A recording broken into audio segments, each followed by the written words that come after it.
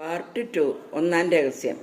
മനുഷ്യകുലത്തിൻ്റെ രക്ഷയ്ക്ക് വേണ്ടി ബത്ലഹേമിലെ പുൽക്കൂട്ടിൽ പിറന്ന ഈശോയുടെ കാരുണ്യത്തെ നമുക്ക് ധ്യാനിക്കാം.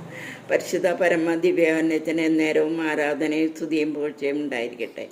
രണ്ടാം രഹസ്യം. നിത്യജീവൻ നൽകാനും എന്നും ഞങ്ങളോടൊപ്പം ആയിരിക്കാനും പരിശുദ്ധ കുർബാന സ്ഥാപിച്ച ഈശോയുടെ കാരുണ്യത്തെ നമുക്ക് ധ്യാനിക്കാം. പരിശുദ്ധ പരമ ദിവ്യകാരുണ്യത്തിന് നേരവും ആരാധനയും സ്തുതിയും പുകഴ്ചയും ഉണ്ടായിരിക്കട്ടെ. ഞങ്ങളുടെ പാപപരിഹാരത്തിനു വേണ്ടി കുരിശുമരണം ഏറ്റെടുത്ത ഈശോയുടെ കാരുണ്യത്തെ നമുക്ക് ധ്യാനിക്കാം. പരിശുദ്ധ പരമ ദിവ്യകാരുണ്യത്തിന് നേരവും ആരാധനയും സ്തുതിയും പുകഴ്ചയും ഉണ്ടായിരിക്കട്ടെ. നാലാം രഹസ്യം. പാപത്തിൻ്റെ ഫലമായി നിത്യമരണത്തിൽ നിന്നും പുനരുദ്ധാനത്തിൻ്റെ മഹത്വത്തിലേക്ക് നമ്മെ നയിച്ച ഈശോയുടെ നമ്മെ ഉയർത്തിയ ഈശോയുടെ കാരുണ്യത്തെ നമുക്ക് ധ്യാനിക്കാം. പരിശുദ്ധ പരമ ദിവ്യകാരുണ്യത്തിന് നേരവും ആരാധനയും സ്തുതിയും പുകഴ്ചയും ഉണ്ടായിരിക്കട്ടെ. അഞ്ചാം രഹസ്യം. ദൈവഹിതമനുസരിച്ച് ജീവിക്കുവാൻ സഹായകനായ പരിശുദ്ധാത്മാവിനെ നൽകിയ ഈശോയുടെ കാരുണ്യം